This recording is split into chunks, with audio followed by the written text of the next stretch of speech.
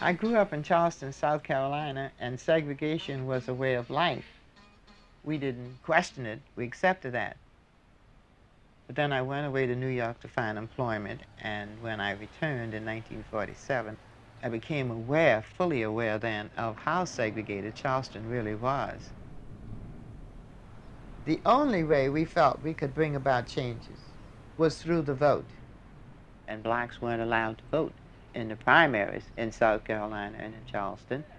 And the primaries really was the regular election because we didn't have but a one-party state. Once the decision was handed down that everybody could vote in the primaries, there was another block that was placed in our way. We had to read a section of the South Carolina State Constitution in order to be able to vote. Some people could read and could pass the test, but there were many, many that couldn't.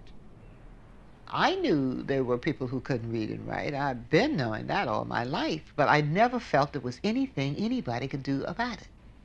In 1952, a woman from here went to Washington, D.C. to a conference, childhood education conference. And when she came back, she said that there was a place in Tennessee where blacks and whites could work together on problems. And down here, we couldn't even speak to each other. So I thought that was a wonderful place to go. I came to Holland in 1955 because my cousin, Septima Clark, had been there the year before, and she told me about blacks and whites being at Highlander, working together at the Highlander workshops. And so I was curious to go and see for myself what she was talking about. It was the only place in the South where blacks and whites could really meet so that we could know that we had allies out there. The beautiful part about Highlander is that you could be washing dishes with somebody who had, like Dr. King used to say, had a PhD or no D's. Whatever was on your mind, you could say it. The whole workshop was a demonstration of how you get people to talking about what they think is the most important thing they need to have done in their community. Esau Jenkins from Johns Island, who came up with us to the workshop, was there. What I'd like to have back there is a school. Teach my people how to read and write so they could register and vote, because that's our basic problem, you know. And that turned the whole workshop around. So then we started talking about Charleston, Johns Island. Esau ran for the school board. He really ran to try to win because they needed representation on the school board. But he also ran in order to show the people that if they were registered to vote, that they could win. The groundwork was set then to getting citizenship classes going. Many of the people on the island worked long hours in the field, so the classes could only be held during those months which they call the laying-by season, which is December, January, and February. Miles Horton of Highlander said to Esau, "You find the place, and I'll look for funding for the classes." They asked me to teach the class. I said, no, I'll help anybody who is going to teach the class, but I'm not going to teach it. Well, when they said either you do it or we won't have a class, then of course I could turn it down. First thing I said to them was, they say I'm a teacher, I'm your teacher, but I'm not a teacher. And we are going to learn together. You're going to teach me some things, and I'm going to teach you some things. And I think that one statement sort of put everybody at ease. Anna Vashteen, I will never forget Anna Vashteen. She couldn't read or write. And it was the greatest reward when I had all the names up on the board one night. And I asked them, could they pick their names out? Miss Vashteen said, I see my name. And she went down the list, and she took the ruler for me, and she said, that's Anna. That's my first name. And then she went over on the other side, up and down, until she found Vashteen. She said, that's my name, V-A-S-T-I-N-E, Vashteen. And goose pimples just came out all over me because that woman couldn't read or write when she came in, and she was 65 years old.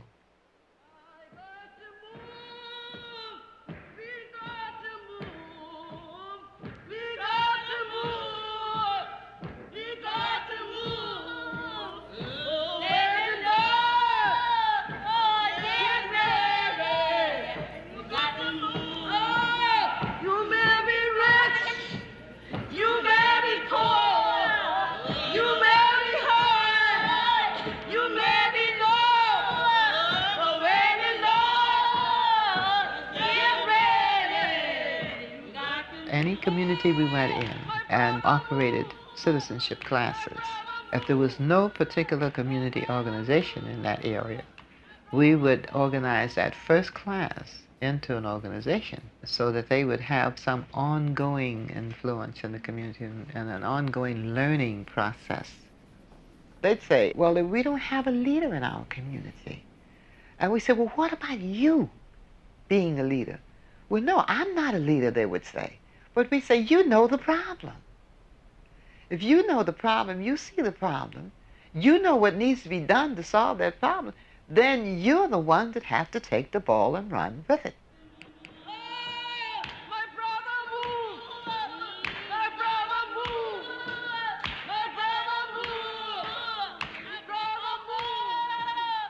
It's like light coming into darkness. Once they learned how to read and write, they always voted after that.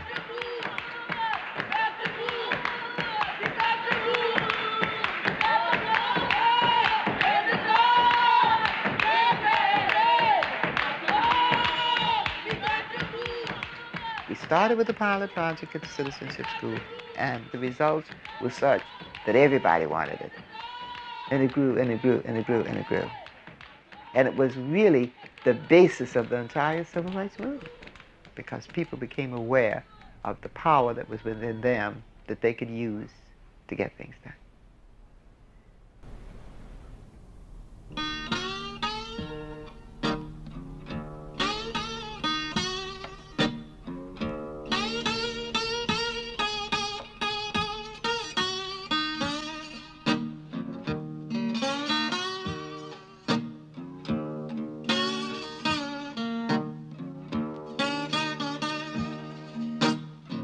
You got to move, you got to move, you got to move, child, you got to move. But when that law, get ready, you got to move.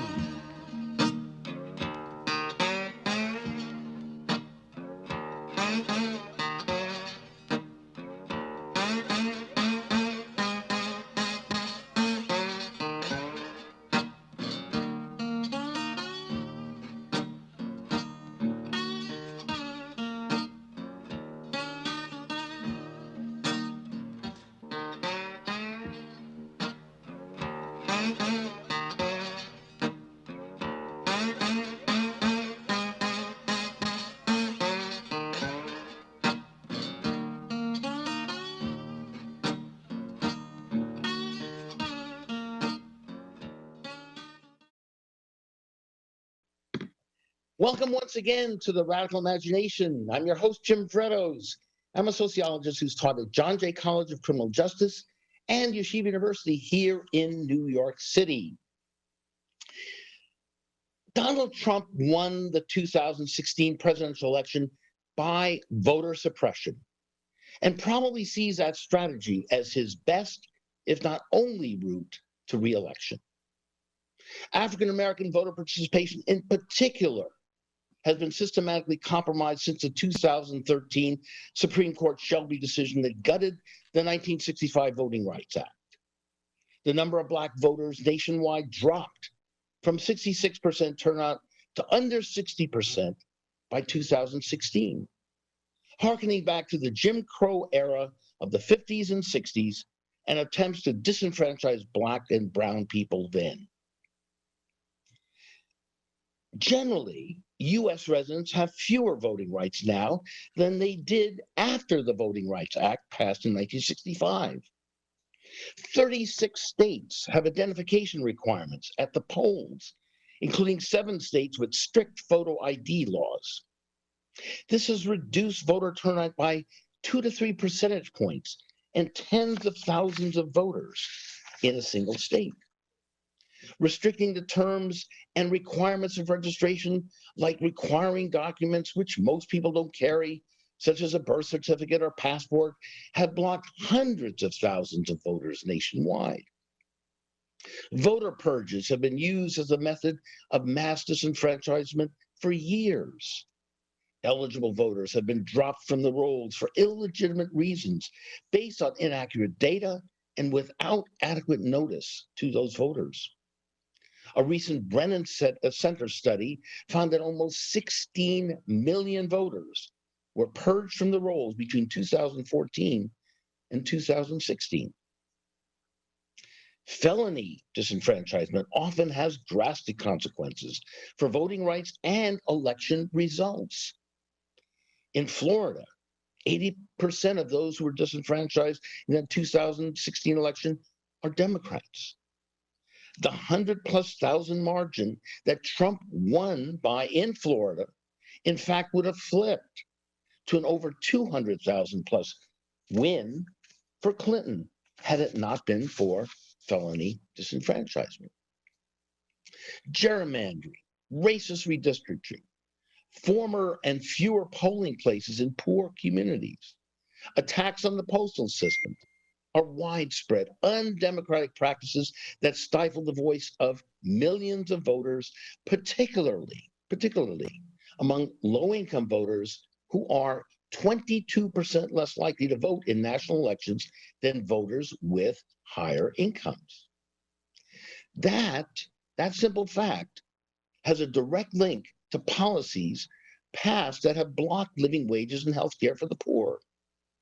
13 states with voter suppression laws have not expanded Medicaid under the Affordable Care Act. 25 states have laws barring cities and counties from raising their minimum wage or establishing a living wage. Low-income eligible non-voters make up about 1/5 of the electoral population in states like Arkansas, Kentucky, Mississippi, North Carolina, Georgia, Florida, Texas, New Mexico, Oklahoma, Tennessee, West Virginia. Mobilizing and organizing these low-income voters to register to vote in these states has the potential to have a transformative new voting bloc that would go a long way to end voter suppression and save our democracy. As Reverend William Barber puts it, this is not a Republican or Democratic thing. This is a moral thing. For far too long, the issue of poverty in this country has been ignored. Well, we're honored and blessed to have two of the most dynamic activists in the movement today on the Radical Imagination. Catherine Murphy, out there in Berkeley, right? Or San Francisco, San Jose, is a filmmaker activist who has focused her work on the Literacy Project and voter suppression then and now.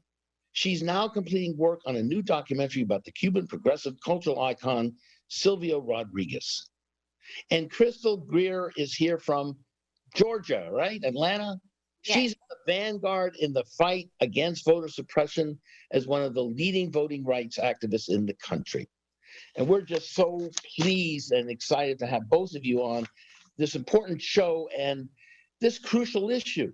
This is something that as I said in this opening, this can turn the election around. So let's talk. First of all, let's start by talking about this incredible documentary and clip that we've shown concerning the Highlander School, citizenship schools, and the voter suppression that occurred back in the 50s and 60s. And let's work our way then up to what you all are doing today. So, Catherine, you want to get started on this? Tell us how this project got started, this documentary got started. Yes, thank you. Thank you so much for having us on the show. Really delighted to be here.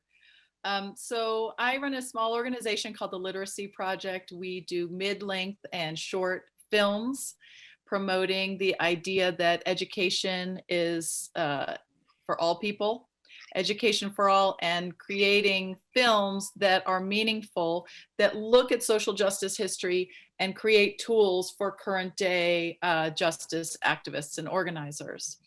So a few years ago, we started a collaboration with a filmmaker named Lucy Massey Phoenix, who made a beautiful film in 1985 called You Got to Move, about Highlander Center in Eastern Tennessee, which was founded in 1932 by Miles Horton and has had decades-long work as a movement incubator strengthening justice movements around the United States. It started out as a workers' rights school and a union organizing school, moved into decades of very important involvement in the civil rights movement, and now have been also doing environmental justice work and immigration rights work. It's still around. And connected. It's still open and working, correct? Highlander Center is still around, absolutely. And every September now, they celebrate their anniversary, which they call homecoming. This year it will be virtual, so I would really encourage your viewers to look up Highlander Center and look at registering at their virtual homecoming this year. That will be certainly beautiful and bring in people from justice movements around the United States. Absolutely. So yeah, so I was there doing some research on the citizenship schools a number of years ago, looking at literacy and liberation in the United States, how literacy and education have been used as core issues for justice movements, racial and economic justice movements in the United States. And I came across this film made by Lucy Phoenix. Took some time to track her down, and we allied to basically re-release the chapters of her original film as shorts. The first one we released together is this chapter on the South Carolina citizenship schools, which is about literacy and education and voting rights and power building, I would say grassroots, Black community-led leadership development and power building in the 1950s, which is, you know, part of the long freedom struggle or the long civil rights struggle, and looking at voting rights in particular. So we're trying to help keep that knowledge of that piece of this history in today's struggle and get this film into the hands of people doing current day voting rights work, especially now in this electoral year, when it's so important that we all, from whatever our corner is, that we all do work to get out the vote. So we're really, really honored to be working with Crystal Greer in Georgia, who's really on the front lines of the Georgia struggle for voting rights today. Great. So Crystal, you've become involved in this, and tell us a little about your organizing and activism. Yeah, so first of all, thanks for having me. I moved to Georgia about 2 years ago, and I've been busy ever since. Not only did I get, the whole culture shock, I just— Where'd you move from? Where'd you come from? Where'd you move to Georgia from? From Los Angeles, Inglewood, to be exact. Oh my, okay, all right. Oh, yeah. So there's even some history there and some experience I've encountered there to place me where I am now mentally, and know how important it is to be involved in this fight, and also just encourage people sort of in my age group per se who have not may been involved during those times of the voting rights passage, and to really understand what we had to do in order to get here. Right. So that's why I'm here. I'm happy to be here. I represent an organization called Crystal in the City, something I've created to focus on local politics, get people more involved on a local level, understanding it starts local, then state, and then national. And so as I came here to Georgia, I actually, fun fact, went straight into the Stacey Abrams campaign. And that set me up to realize that if she had won, right, she would have been the first, not only Black, but first Black woman governor to, have won in Georgia. And, that just meant a lot to me, that campaign, right? Knocking on doors, getting people involved. And so from that, knowing that the secretary at the state of the time was Brian Kemp, it just really, I noticed that Georgia needed a lot of attention as it came into the voting suppression pieces that just had been systemically created over time, right? So I started working with grassroots organizations those have always been a pillar for my work, just connecting with them and identifying the local issues, the legislation, right, that goes into the issues that we see today. I've worked with organizations such as Georgia NAACP, ACLU, so many more others that are centered here in Georgia that are fighting very hard on a daily basis, it's, in focusing on voting rights. Right. So, yeah. Yeah. And in particular, emphasis has been on young people and also people of low income. As I mentioned in the opening, and Reverend Barber is certainly aligned with that strategy. Are you also are you working with Reverend Barber or attempting to? Wait, well, maybe this can be my opportunity, right? My my ask. this program will be sent to his group, so we want that Nice. for them to see that. Yes. But you concentrate on young people too, right? Yes. How do you go about doing that? How do you reach out? So it's interesting, right? Our generation is very tech savvy, very visual, very well. How does this affect me, right? Also a little selfish, right? So anytime that I'm trying to explain something to them that has to deal with legislation, right, which can be boring to them, right, at sometimes because of our attention spans. It's very important that I make it very relatable, and I think I have that gift just from coming from Inglewood. I actually was racially profiled at the age of 14. I was in handcuffs because I was outside with my cousins who had on white t-shirts. And I know you mentioned low income. Well, that was our uniform. That's what they could afford to feel fresh and clean, was these white t-shirts. But over time, white t-shirts became criminalized, and just being handcuffed in that moment and being told like, hey, there was a robbery up the street and you fit the description, that really changed my outlook and really put me in a place to say, look, this is obviously an ongoing battle. I understand the battles that have came before me, and I understand how even more important it is, the battle today. As you can see, with these cameras that we have now, we're able to see lynchings happening all over the country, and people that are my age, I'm kind of having to do less work now because of it, because they're asking why. They're actually seeing district attorneys and sheriffs who have the power to do certain things that are required to receive justice.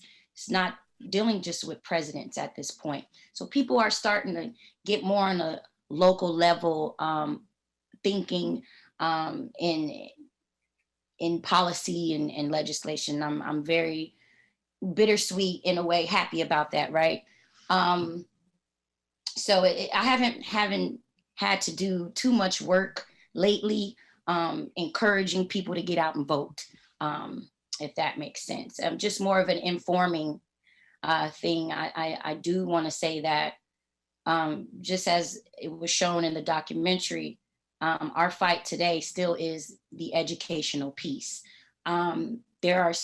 We are still suffering from lack of funding in our, education system, especially in Georgia. And as it regards to the upcoming election, matter of fact, before the election, right, we have a census that is happening right now. And the deadline has been cut by the Trump administration to September 30th, right? Yeah.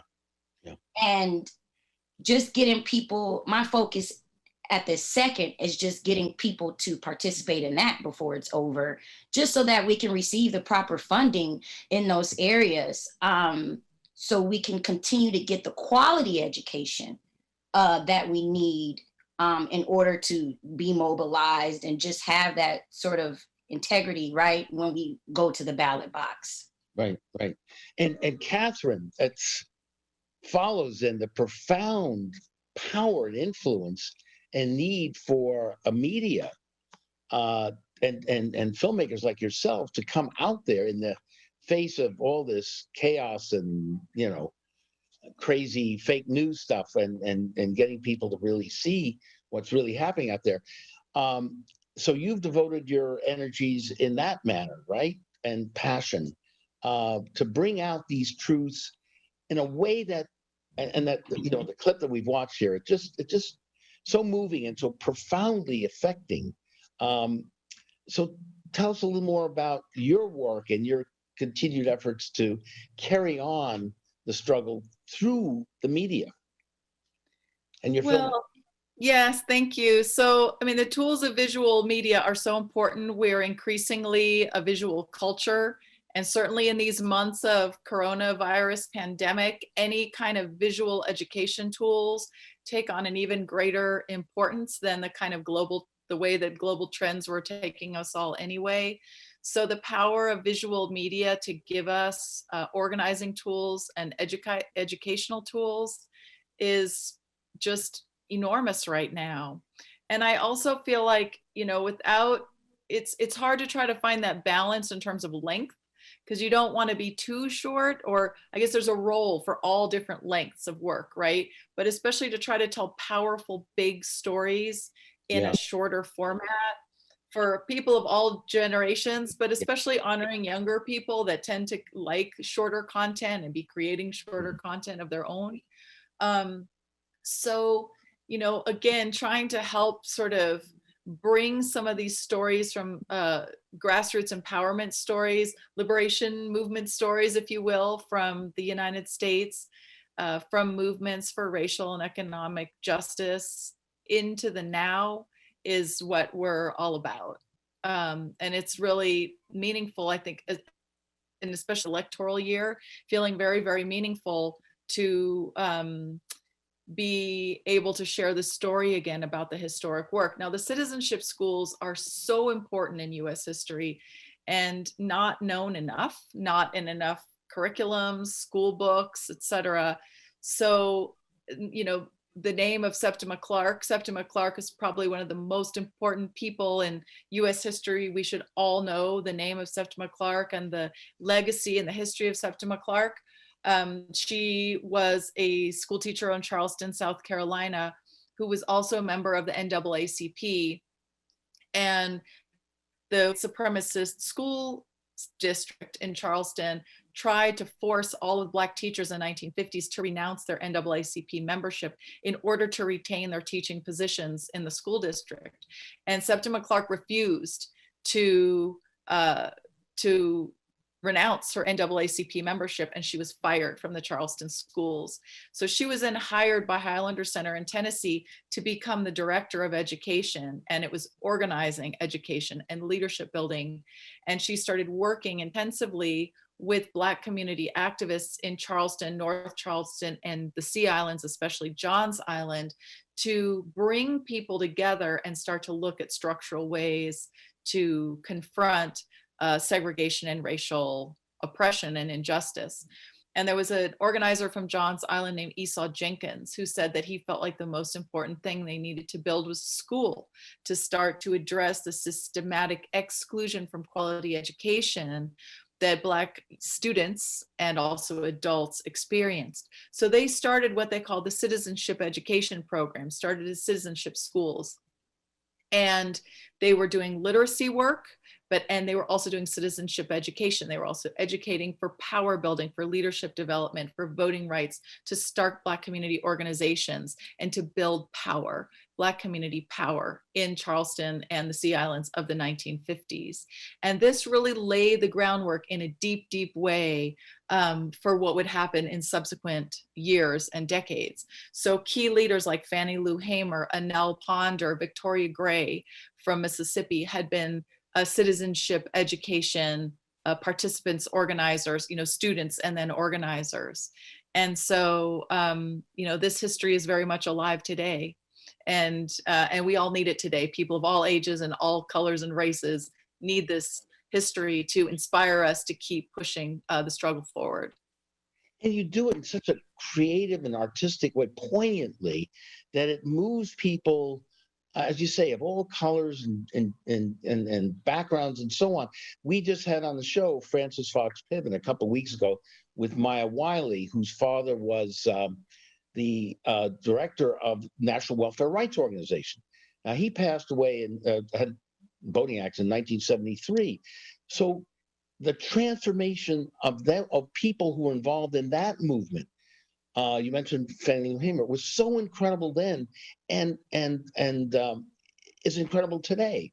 So the way in which you portray these narratives are so important in getting people to identify and to respect that narrative.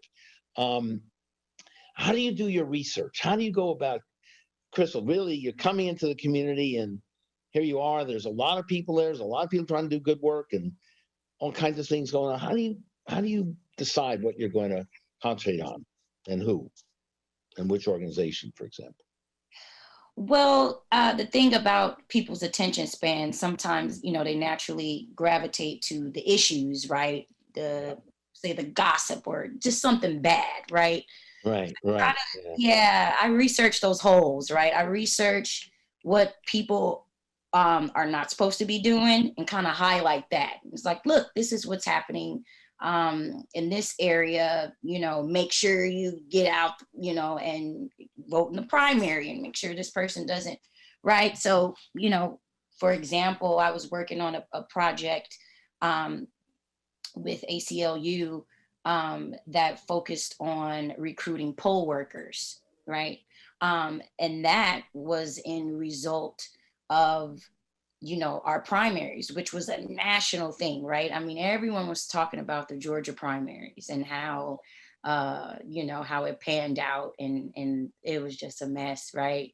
And so I ended up going to that study committee at the Capitol just to figure out, what the Secretary of State had to say. I mean, and even doing that, I invited some friends and they're like, wait, we can go inside here. And I'm like, yes, the Capitol is ours, right? We can walk in there and actually sit down. We can go inside their offices. We can literally ask them as constituents, as citizens, and say, hey, how did this happen? And what can we do to make things better? Sometimes you get a surprising shock that they may not agree with you or they may not want to make those changes, right? And so that's kind of how I do my research. I really started at the Capitol, and I go on their website, I follow their Twitter, and I just like to hear straight from the legislators. I like to hear straight from the people under the gold dome. What are you guys up to? And the AJC does a good job with reporting. That's the Atlanta Journal-Constitution. They do a good job at reporting what goes on there. But just getting my information from there, I know it's factual. I know that, it's hot off the press, right? And then I can take that information back to the community and say, hey, did you know such and such is going on? Because 9 times out of 10, we just don't see it. That's not what's coming up on our Instagram feed, right? What we see is the general stuff, what Trump's saying. But we need to be able to understand what's happening in our own backyards so that we can take direct action. And it's so important to listen to the community and really begin to relate and learn from them. I just very briefly, I taught at John Jay College, and my students several years ago educated me to stop and frisk. I listened to them as they came late to 8 o'clock class. I was trying to, what's happening? They educated me. And I think it's important on the other side, too, for people who are in some semblance of power to understand the narrative and take a stand. I happened to then become involved in the first stop and frisk demonstration and trial, 2011, which had an enormous impact on New York City mayoral politics and so on. So you never know where this is all going to end up. And I think what you're both pointing out is the importance to listen and to take in what's going on, right? As a good filmmaker does, right? Right, Catherine? That's also part of it. Absolutely. Absolutely.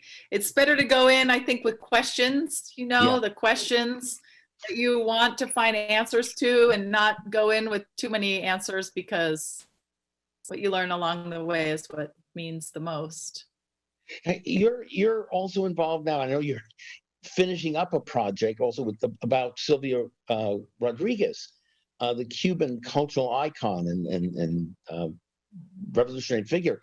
How did you come into that sort of work, and how is that going, by the way?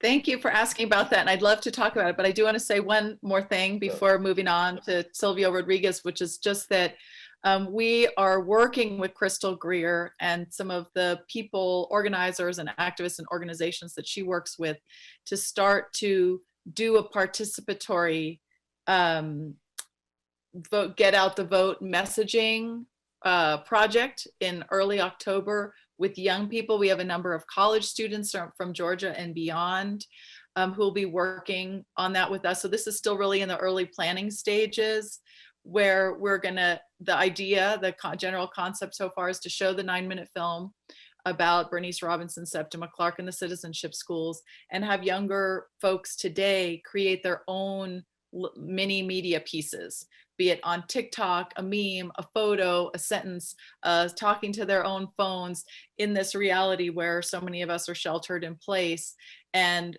try to get these multi-voice messages out about the importance of voting now, but also participating in get out the vote efforts, and why it's important, why we need to do it now. What's your voting plan? Because so many things are shifting. So talking a lot about everyone, like, get your voting plan in place, get it in place early, and register yourself, register others. So I'd like to invite your viewers to contact us and find out more about that as it takes shape, and participate with us in, from wherever state and community they are. We'd love to have, multiple voices in multiple regions, especially young people, people of all generations, talking about why voting is important to them and what their voting plan is, and what they would say to their peers to try to get everyone to get engaged in these very few days and weeks we have left. So can people reach us through you? Will we be able to do this? Maybe we can figure out a way, but we'd love for people to get in touch with us. You can actually tell us right now how to connect to you, and as well as to you, Crystal, because Georgia could flip, right? Yeah, so we are the Literacy Project. Literacy Project, right. Yeah, we have that on the credits as well. And Crystal, they can reach you in what way? So I like to be on social media. So Crystal in the City LA is my handle for Instagram. I like that. Okay. I'm still in LA. I need to change that. It feels like it a little bit, but Crystal, GA, you can make it GA. And then wherever. Well, you're in Atlanta, right? It's a city. Yeah. Oh, yeah, I can do ATL. That's right. There you go. Okay, ATL. No, but absolutely. We want people around the country and we have a diverse population of people listening to this. And so, again, as I say, you've got to reach people at a point where they see this can make a difference. It's very concrete. It's not pie in the sky, so it's an academic, theoretical wishing here. Right. Georgia could flip, correct? it could make a huge difference in this election. Correct? I mean, there's a chance. Absolutely. Right, Crystal? There's an absolute chance. So if enough people get out, and the headlines are coming out every day. I mean, the nonsense that Trump is spewing. I mean, the Times today just came out with breaking news that he's admitted to not taking the virus seriously. He knew it wasn't, and yet this is, I guess, an interview with Woodward and Woodward's book on rage. So we're hearing so much nonsense, even more nonsense than we've heard in the last 3.5 years coming out. So people are getting that, and they need organizers and activists to, get people together and do the sort of structural change that needs to happen. So yes, do you want to speak a little about your Silvio Rodriguez? Yes, absolutely. So I spent right? Yes, very much so. I spent a number of years collecting interviews of the youngest teachers from the 1961 Cuban literacy campaign. It was a national campaign for full literacy, and they basically said, we as a country are going to overcome mass illiteracy. Now, illiteracy remains a major unsolved global problem in almost every country in the world, including the United States. And Cuba, this tiny country 90 miles off our shore, provides an incredible model of a country that committed to becoming fully literate. Yeah. And they, part of how they did it was to say that this is no longer a problem only of the people who have not had an opportunity to get adequate education, but it's a problem of everyone. So those who've had the opportunity to learn and those who haven't come together to overcome a collective problem. And this is such an important metaphor for all social problems, I believe. And they had 100,000, they put out a call, they got 100,000 volunteer teachers, and half of those were under 18. So they had literacy brigades of youth literacy brigades, high school students, junior high school students that went out into the countryside, lived with rural families, and taught people how to read and write. Started with the alphabet, with their own names. I mean, really basic literacy. And then it was the first step to a long-term construction of an adult education program. Well, I did this project for a number of years, collecting testimonies of some of the youngest teachers. I focused on the stories of young women, but we also recorded some young men. And one of those was the iconic singer-songwriter of Latin America, Silvio Rodriguez, where people may not know, the English, not everyone in the English language knows Silvio Rodriguez's work, but he's often called the Bob Dylan of Latin America, or sometimes on Wikipedia, he's called the John Lennon of Latin America. He's one of the most prolific singer-songwriters in the Spanish language, and still, packs stadiums full of when he does live concerts. So he was 14 years old in 1961 when the literacy campaign was happening, and he was a volunteer. And it's not a very known part of his life. So I interviewed him about this a number of years ago, and we're really just editing it and re-releasing it now.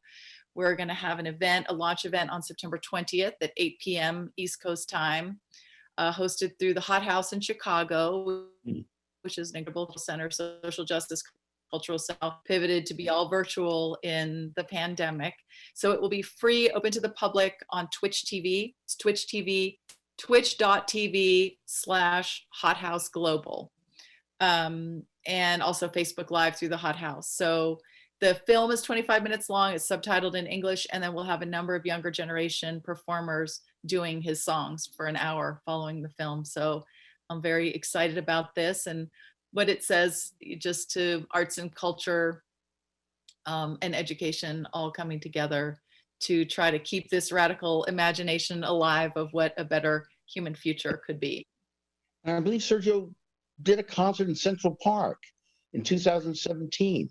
Didn't he? And it was it was very widely received and so on. So he's known very well here too. So absolutely, the arts, and we go back to the issue of education and literacy and empowering. How important that is. It's just crucial. It's vital. It starts very, very early. It continues on, and it's one of the things that we absolutely need to have and use to break down some of the inequalities and destructive policies we're formulating in this country. So, as you were describing what was going on in Cuba, Crystal, what did you think? I mean, this is a sort of, not to refer to wildfires here, because I know, Catherine, you're in Northern California, but we need sort of a movement of wildfire passion, like what Catherine described there in Cuba. We need that in this country, and particularly, I think, well, all over the country, but particularly in the South. It's happened, right? With the protest. Yeah, Black Lives Matter, absolutely. It's happened. Largest social movement we've ever had, and yeah, you're absolutely right. And they're not going anywhere. They're not giving up on this stuff. So just past the 100th protest consecutively. I mean, people have been out there. Yeah. So you're optimistic about this, Crystal, as you are out there among it's something that you see as really possible to transform the radical imagination in this country and really turn things around. Absolutely. Absolutely, right. We're tired. We're done. Yeah. Well, the passion is mutual. I feel the same way. And Catherine, that comes through so much in your work as well. The loving, creative passion that, again, is so needed in the movement. That's one of the things I think you referred to John Lennon and Dylan and so on, and not that we don't have great musicians and performers today, but we need that so much today. The arts are crucial in joining the movements that you're talking about. And that's, one of the reasons I think they've cut art and music so much in the schools. They don't want that to happen. They don't want people to be empowered and be creative and have a voice and feel like the world can be different and feel like they have a role to play. I also think it's really important to frame this all in terms of the 100 days of activism that Crystal's talking about. Black lives are, young people, these movements being led by Black youth, all generations and all colors, but really led by Black youth in cities and towns and little tiny towns all across the country. And part of what I think we're all called to do is, with the calls to defund the police, is to think about where could those resources be going in a way that is affirmative and life affirming, education, housing, wraparound services, healthcare for all, arts and culture education from youth. Like what is this nation that we could start to imagine where the resources that are being piled into policing, over policing, and we see the systematic violence and racist violence carried out by police all over the country, that's not new or different. It's just being recorded now for the first time because so many people have a camera in their pocket. And this, we have to keep our eyes on this issue as a nation and take the changes, stay in the streets, and also take the changes into policy and legislation, and really start to try to be that country that we could be. Absolutely. In just a couple of minutes we have left, I'd like some final comments from both of you. And also, very succinctly, once again, we're going to run the credits, but I'm sure there's a lot of people out there want to connect with you and follow up on this program. So let's start with you, Crystal. How, again, can we reach you, see some of your work, and so on? So I mentioned the Instagram handle, which is Crystal, Crystal, in the city, LA. And I want to just keep it there. I think Instagram in this moment is just been a lot of and you could probably agree, I see you shaking your head. A lot of people go on Instagram to see videos and photos. And so I'm really just focusing there right now. And I'm doing an incredible job mobilizing this range of audience members there. So I'm going to continue to amplify my platform there. I am a new organization, and I just really appreciate this platform and this opportunity to speak about the work that I'm doing here in Georgia with multiple organizations across the state. And most importantly, connecting, we call it the northern part of Georgia. Atlanta is northern. Did everybody know that?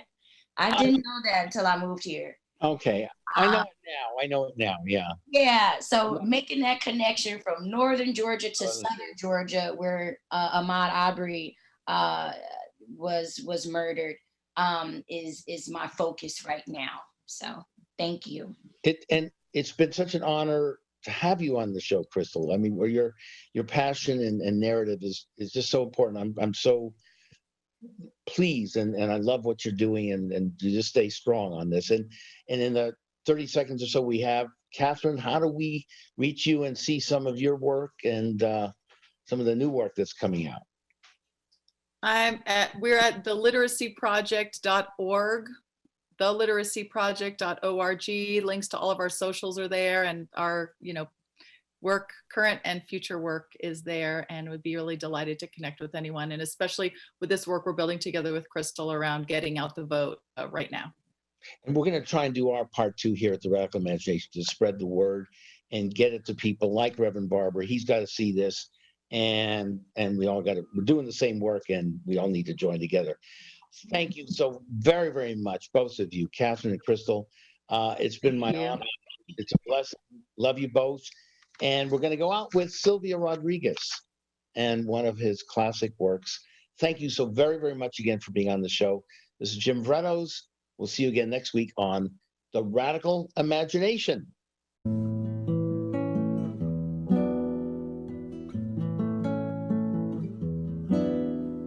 Un recuerdo para la distancia,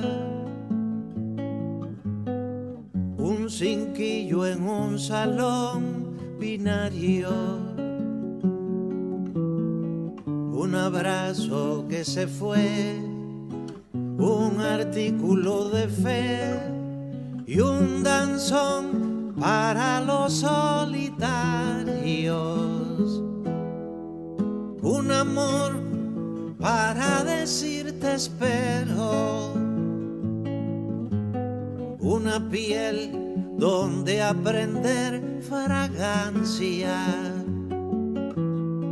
un azul para volver, un sinsonte para hacer y un danzón para bailar el ansia, un danzón para esperar el alba,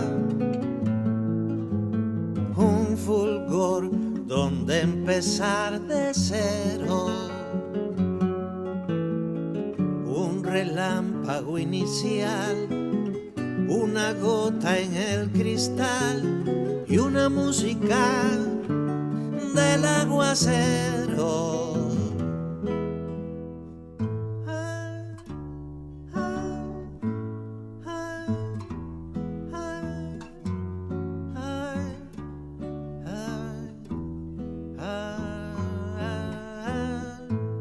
Se va el danzón, se va el danzón, se va el danzón cuando del monte baja un son para decir espero, para aprender fragancia, para empezar de cero en la distancia. Se va el danzón, se va el danzón, se va el danzón cuando del monte baja un son para los solitarios y para la esperanza. Hay un salón binario y danza y danza, para desespero, para aprender la soncia, para empezar el son cuando del monte baja un soncia, para los solitarios y para el danzonza.